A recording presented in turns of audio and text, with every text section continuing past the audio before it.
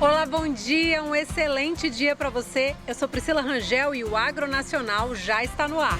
E para você ficar por dentro do que acontece no campo e no agronegócio, é que a gente se encontra a partir de agora na TV Brasil para o seu dia começar ainda mais produtivo. O tema em destaque da semana é o café.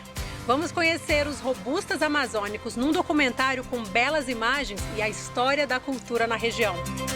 Vamos conhecer também a arte de fazer bolsas com a palha do milho. E ainda no Agro Entrevista dessa semana, um bate-papo com a ministra da Agricultura, Pecuária e Abastecimento, Tereza Cristina, sobre agricultura familiar.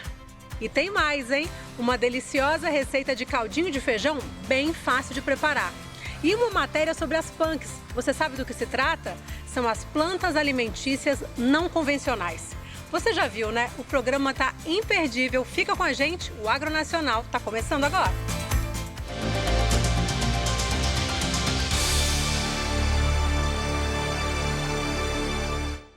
Nada como um cafezinho para começar bem o dia, não é? E o Agronacional vai falar dessa bebida preferida dos brasileiros. Isso porque você vai acompanhar durante a semana uma série sobre os robustas amazônicos, aroma, sabor e histórias que vêm das matas de Rondônia.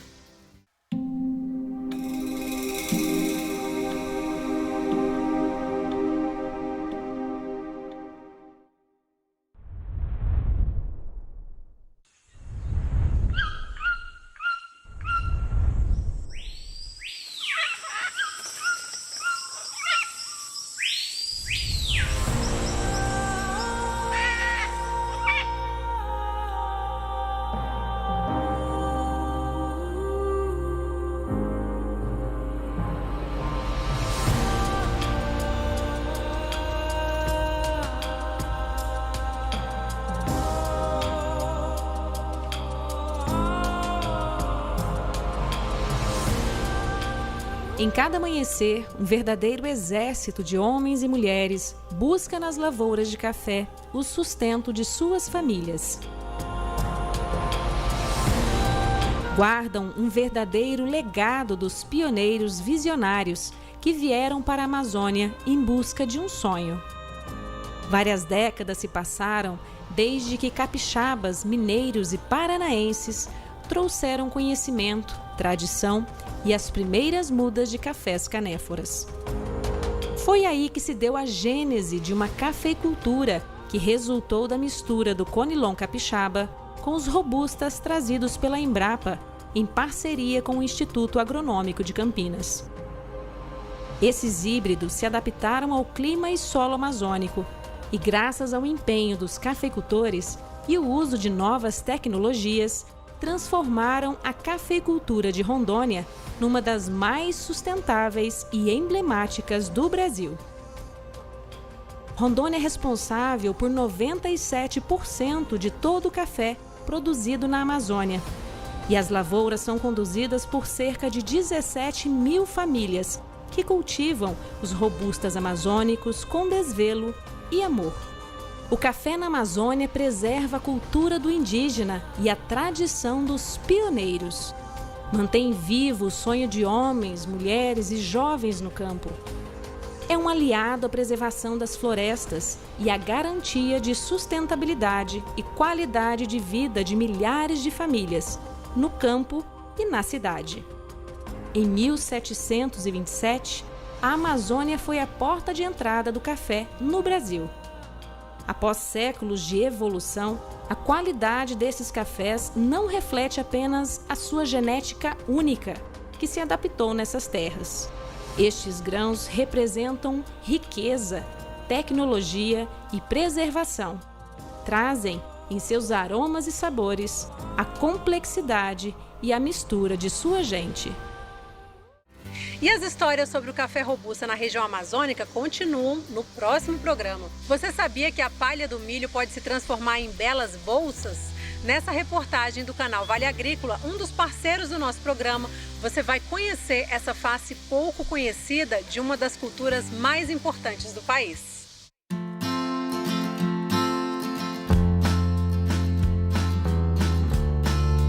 Uma arte que bem poderia estar nos grandes desfiles de moda. Um material entrelaçado rústico ganha forma e charme.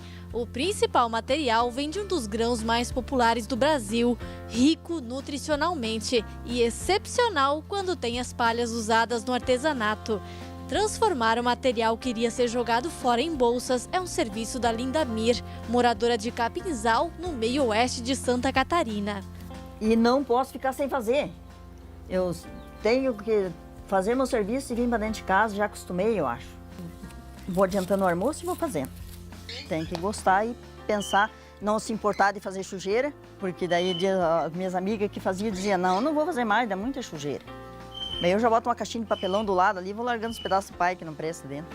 A base das bolsas é sempre a mesma, uma estrutura de madeira que faz a forma com pregos. A agricultora conta que sempre molha a palha do milho para facilitar o manuseio e escolhe por entre a roça do grão quais as melhores espigas.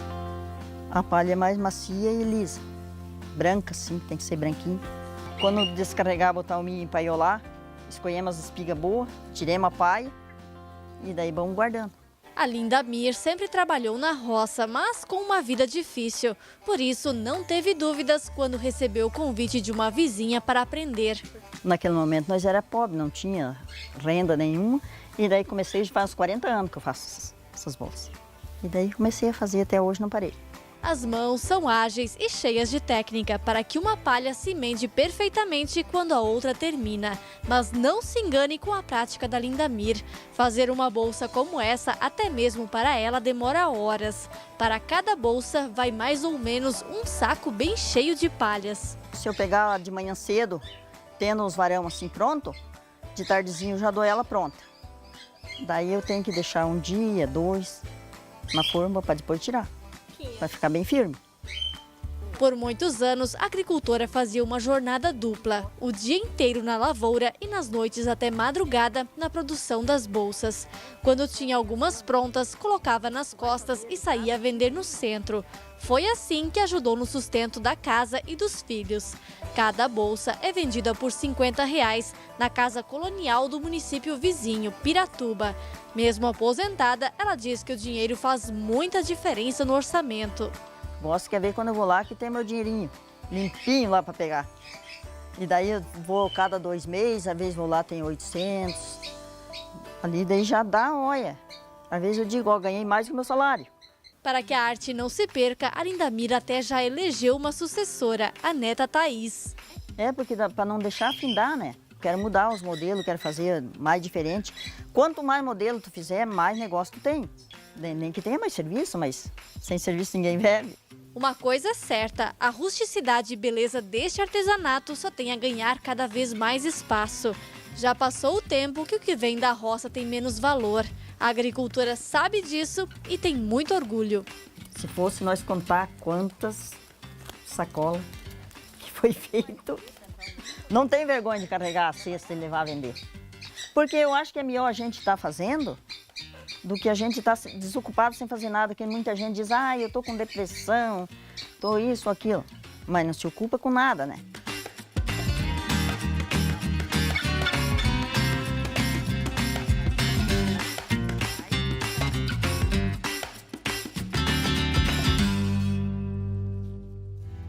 Bom, hora de conferir a primeira parte da entrevista que o repórter Roberto Camargo fez com a ministra Tereza Cristina. O tema de hoje, o bom desempenho do agronegócio, mesmo em tempos de pandemia. Olá, eu vou conversar com a ministra Tereza Cristina sobre alguns dos principais temas ligados à produção agropecuária no Brasil. E a gente começa falando sobre essa situação que o mundo todo enfrenta com a Covid-19. Mesmo diante das dificuldades impostas pela pandemia em 2020, o campo, mais uma vez, se destacou na economia do país, mantendo o crescimento da produção. Ministra, muito obrigado por aceitar o nosso convite. Eu começo perguntando à senhora como está o desempenho do setor neste momento e quais são os desafios do agro para 2021. Muito obrigado. Vai ser muito bom falar sobre esse tema. Os agricultores brasileiros, o ano passado, colheram a safra no início da primeira onda da pandemia.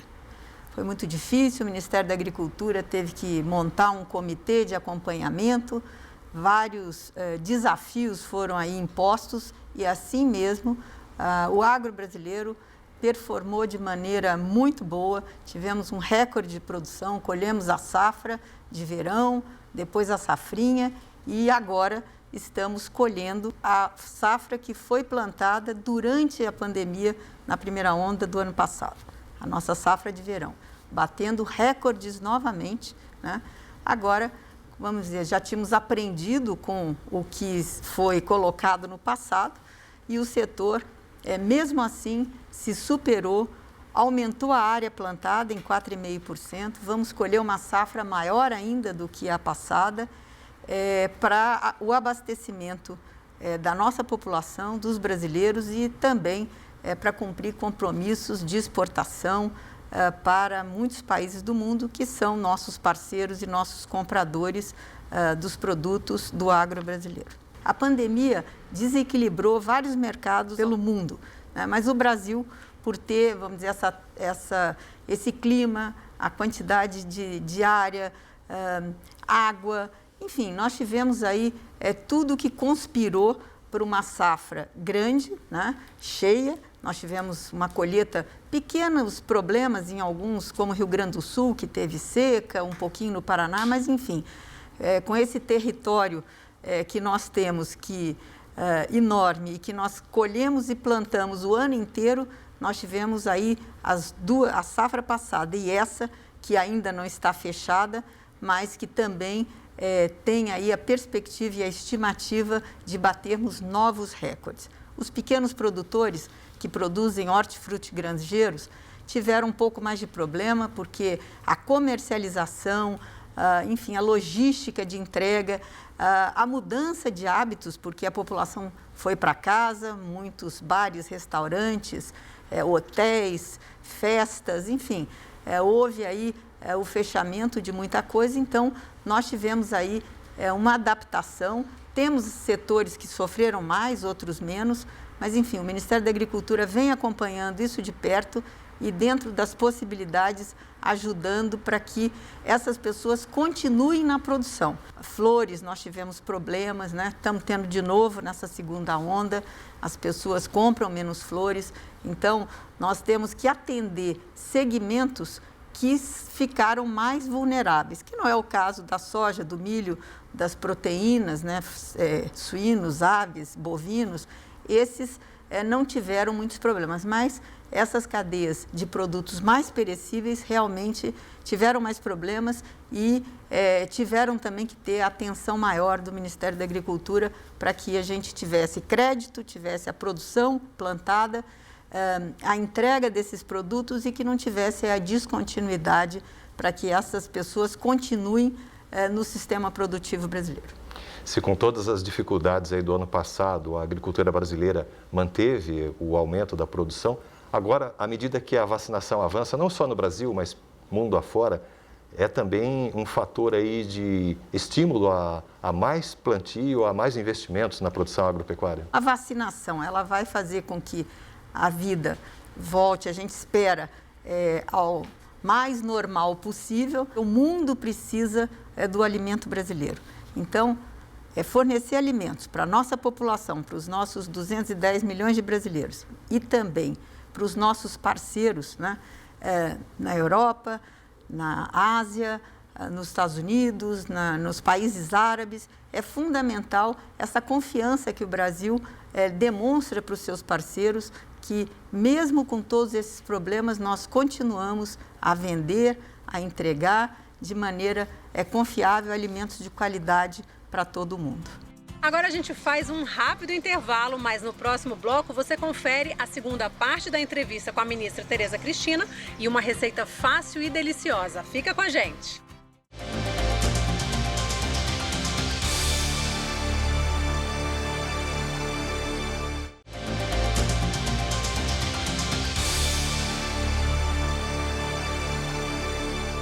Estamos de volta com o Agro Nacional, seu ponto de encontro com os assuntos do campo e da cultura agro.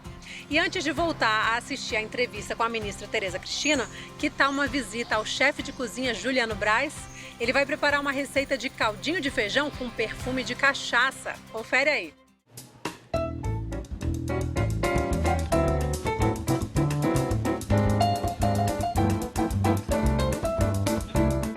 Olá, meu nome é chefe Juliano Braz, responsável pelos festivais gastronômicos CEAGESP.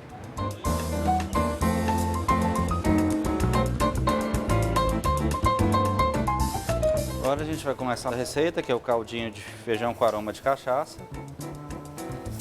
A gente vai começar dourando o alho, um pouquinho de azeite, bacon, sal, pimenta, cebola, ouro, alho poró,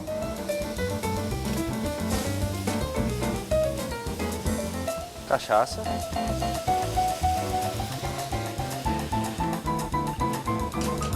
feijão,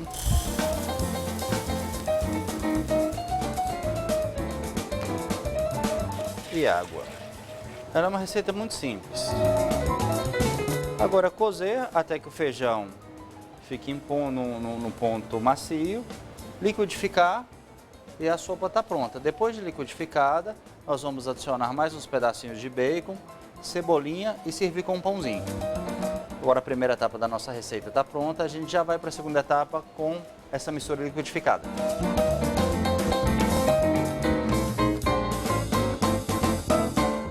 Agora a gente vai finalizar a nossa sopa, que a gente já tem o caldo já liquidificado, né? Está numa consistência já de caldinho. A gente vai finalizá-lo com bacon em cubos, previamente dourados, cebolinha, salsinha,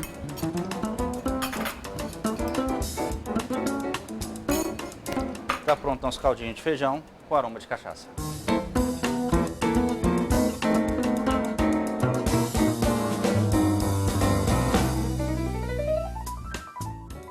Na segunda parte da entrevista de hoje, a ministra da Agricultura, Pecuária e Abastecimento, Tereza Cristina, fala sobre o incentivo à agricultura familiar. Ministra, eu vou pedir para a senhora comentar, em linhas gerais, quais são as principais ações do Ministério em duas frentes muito importantes, especialmente para pequenos produtores e agricultores familiares, que são o acesso ao crédito e a assistência técnica. Bom, essa pergunta é muito boa. Ano passado foram alocados 33 bilhões para o pequeno agricultor. E para nossa felicidade, esse valor era maior que do ano anterior, mas para nossa felicidade, esses recursos já foram tomados aí mais de 27 bilhões, né? Portanto, temos ainda 6 bilhões que estão em curso, que estão sendo tomados para outras culturas e que a gente espera que tenha ajudado muito e a gente vê a evolução desses agricultores. A gente tem visto aí o parque de máquinas sendo renovado, temos trabalhado aí a capacitação, né, a assistência técnica, que isso é um dos grandes desafios do Ministério da Agricultura. Nós ainda atingimos só 20% desses agricultores, nós precisamos aumentar essa rede para que o crédito chegue junto com essa assistência técnica, que é fundamental para ele produzir de maneira melhor, enfim, e ter renda. Nós temos trabalhado muito também com o crédito fundiário, que é um crédito que o agricultor toma, o pequeno agricultor, para comprar terras, né? Esse era um crédito que era muito difícil de ser tomado, ele era muito burocrático. Nós diminuímos muito a burocracia para que o agricultor tenha um acesso e possa fazer essa aquisição mais rápida. Inclusive os filhos de agricultores, que hoje têm problema, que às vezes a propriedade pequena não cabe mais o pai, né, com uma família, e o filho que fica adulto, que se forma e que cria uma nova família. Além do crédito, nós criamos aí uma linha que é para aqueles que estão recém-formados, né, a residência rural. Então, é trazer essa moçada aí que acabou de se formar em agronomia, você é agrônomo também, em agronomia, veterinária, técnicos agrícolas, zootecnistas, engenheiros florestais, enfim. eles fazem essa residência para quê? Prestar essa assistência técnica. Com isso, nós vamos ter uma rede maior para chegar lá no campo e trazer toda essa assistência técnica que o pequeno produtor tanto precisa. O Ministério da Agricultura tem trabalhado também muito com a regularização fundiária, né? Que é dar o título ao assentado, aquele produtor que foi assentado na reforma agrária e que muitos, milhares, ainda precisam do seu título definitivo, porque já tem direito a ele. Depois de 10 anos, ele tem direito a esse título. E nós temos aí milhares de assentados que ainda não têm o seu título definitivo. Enfim, nós temos aí um desafio enorme. O Brasil é um continente, né? Nós temos aí os desafios da produção sustentável. O Brasil tem aí uma agricultura tropical, uma agricultura diferenciada. Nós conseguimos fazer 2 e até 3 safras, se tivermos tecnologia. Ninguém tem no mundo essa ferramenta de poder produzir a primeira, a segunda e às vezes, se tiver irrigação ou for num lugar diferente, dependendo das culturas, chegar a 3 safras. Então, eu acho que a agricultura brasileira tem tudo para caminhar, para cada vez ter mais sucesso e ser a agricultura mais sustentável do mundo. Agora, vendo o entusiasmo com que a senhora fala do apoio ao pequeno produtor, agricultor familiar, me ocorre assim que talvez para o leigo esse tipo de produtor seja visto como menos importante no cenário e não é nada disso, né? A senhora está demonstrando que isso significa uma transformação até do panorama agropecuário no país. Com certeza. Esse agricultor, ele é o agricultor que está mais perto da população. Ele é que faz parte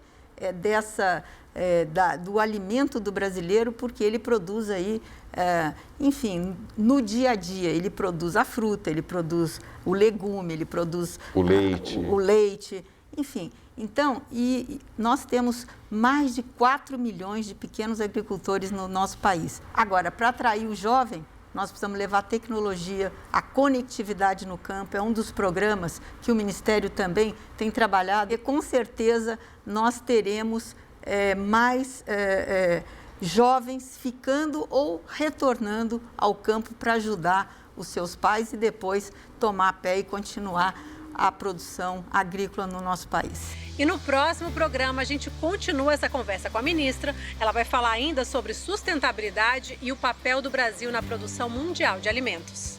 E agora vamos falar das PANCs, as plantas alimentícias não convencionais. Muita gente confunde essas plantas com ervas daninhas, mas elas são muito nutritivas. Confere aí nessa edição do Carrinho de Compras, uma iniciativa do Ministério da Agricultura, Pecuária e Abastecimento.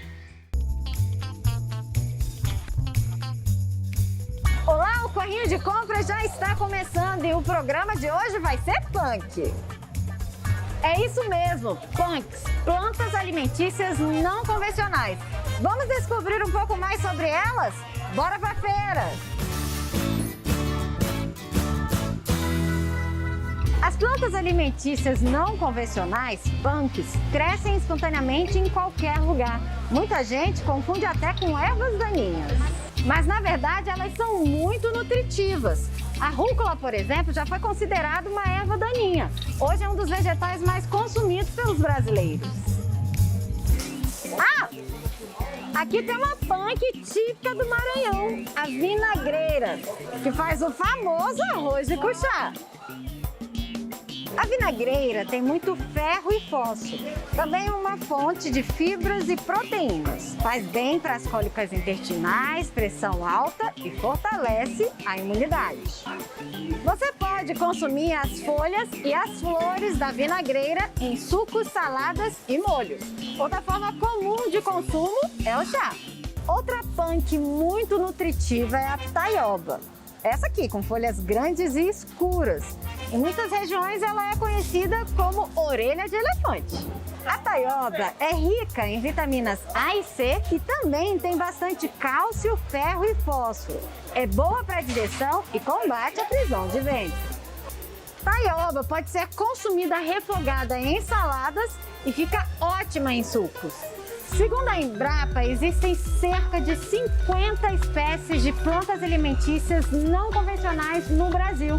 E trabalhar com punks pode ser uma boa fonte de renda para pequenos produtores. Se você tem interesse nesse assunto, a Embrapa oferece curso online gratuito sobre como cultivar essas plantas.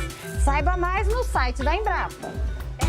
E por hoje a gente fica por aqui, mas nosso encontro já fica marcado porque o Mundo Agro passa pela tela da TV Brasil. Eu sou Priscila Rangel e desejo a você um excelente dia. Tchauzinho!